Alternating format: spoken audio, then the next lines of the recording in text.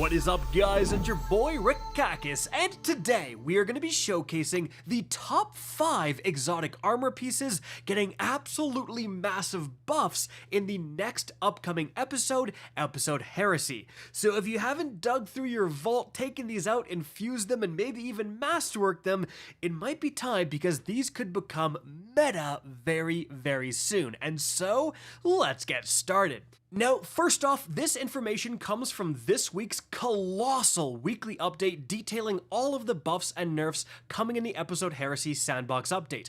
39 different exotics were affected, and that's just exotics. We have weapon perks, weapon archetypes, and more. If you want to know literally every single one of those changes, already did a video on that linked right up above. But in this video, we're going to be focusing on like the biggest winners in terms of those exotic armor pieces, the stuff that's going to be outright significantly better the second you log on to play Heresy. So let's start here with the Titan. There's two I want to shout out, and the first one is actually the Kepri's Horn. Now, taking a look at this exotic helmet in-game, first of all, solar final blows recharge your barricade, and when you use your barricade, a blast of solar energy that scorches targets will appear, and you can see that effect in the background gameplay right here. So what is changing? Well, it now is going to send 3 waves of flame instead of just 1. These waves will no longer return towards the barricade, they only travel outward, but that is still a significant increase to just the output of potential damage. Also, the tracking on the waves has been enhanced, so you don't have to perfectly line up your barricade anymore, and combatants damaged by these waves are enveloped in a sunspot, and players are enveloped if they are defeated. And lastly, it now requires a solar super to be equipped to create the flame waves from the barricade. So, why am I so excited about this? Well, it's simply because of its effects on Prismatic. Because, as you can see right here, Prismatic actually gets Dranger's Lash. So, you summon your barricade, and then you're going to suspend targets in front of you, and that means if you have the Kepri's Horn as well, you're going to suspend those targets and also blast them with solar energy.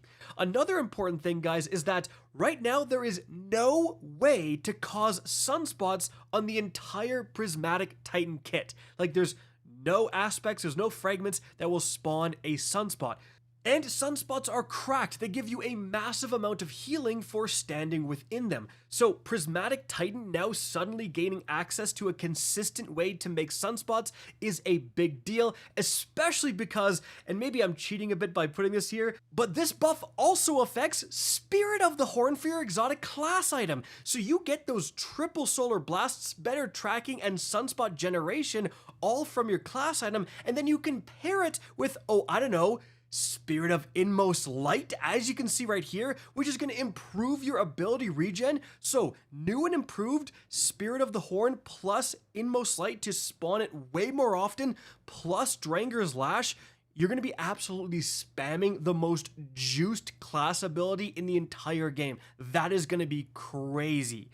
But moving on from there, guys, the other Titan exotic I want to mention is going to be the insurmountable Skull Fort. So again, another exotic helmet here, and what this actually does is make kills with arc melee abilities trigger health regeneration and restore melee energy. Now, it's very fun to use in low-level content. As you can see, you can basically go infinite with this, but in higher level content, the second you don't kill something, the entire chain falls apart and it kind of sucks. So the buff, as you can see right here, is going to make it so that it now grants energy to arc melee abilities when hitting targets with any melee attack.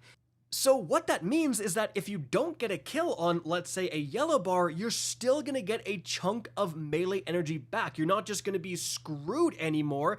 And so here's what you get the most melee energy back. It's going to be powered melees. After that, you get a little bit less for non-glaive unpowered melees while knockout is active.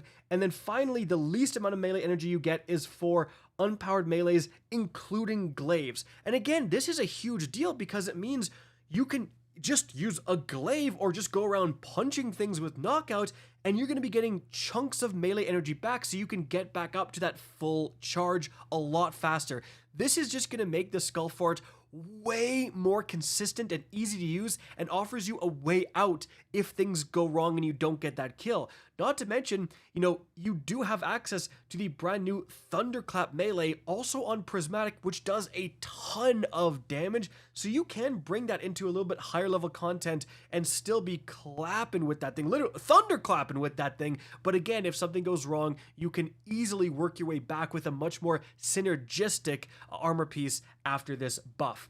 But after that, guys, let's get off the Titan and talk about the Hunter. There's one I really do want to call out here, and that is going to be the Sealed Ahamkara Grasps. So, what exactly does that do right now? Well, as you can see right here, it says that dealing melee damage reloads your currently equipped weapon, and charged melee final blows reload all weapons. It provides a large benefit to the airborne effectiveness stat of all weapons, and movement speed and jump height after dealing melee damage.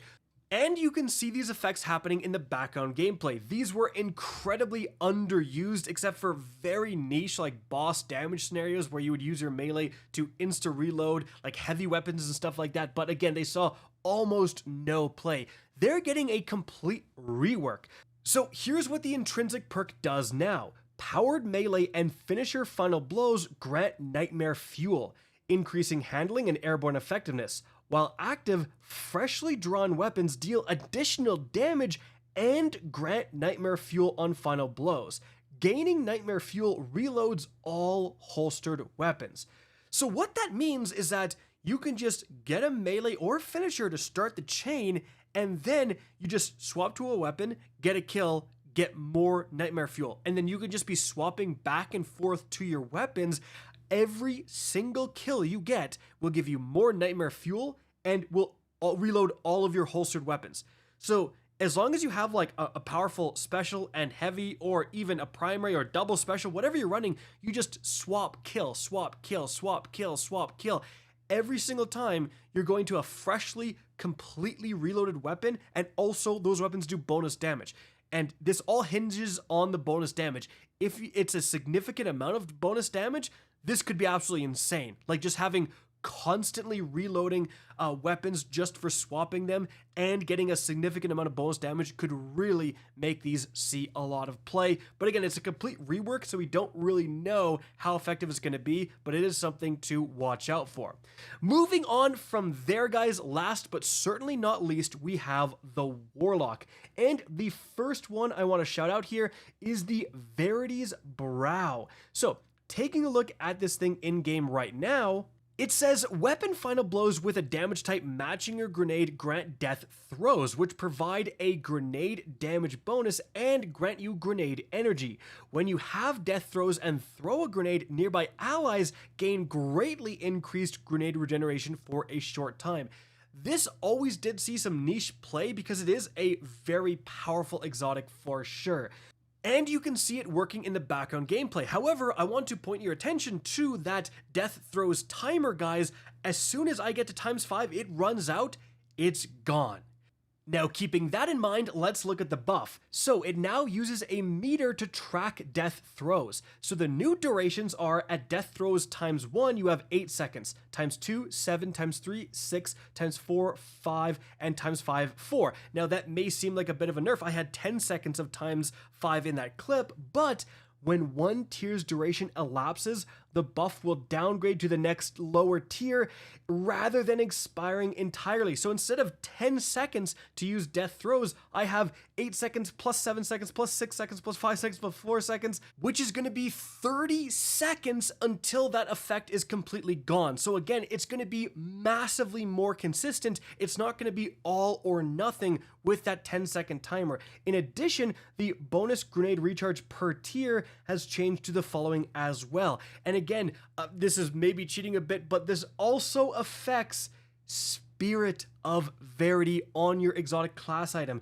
So you now gain bonus grenade on recharge rate, but it provides 50% of the base Verity's Brow exotic. So you're not quite going to get as much, but as you can see right here, guys, you can combo that effect with other exotic perks. Mainly for the Warlock, you have Spirit of Osmiancy, which makes your grenades recharge quicker on hits, which is a massive boost to grenade regen. So Spirit of Osmiancy plus a new and improved, much easier to activate Spirit of Verity is going to be, I think, pretty awesome next season for any sort of like Grenadier build on the Warlock.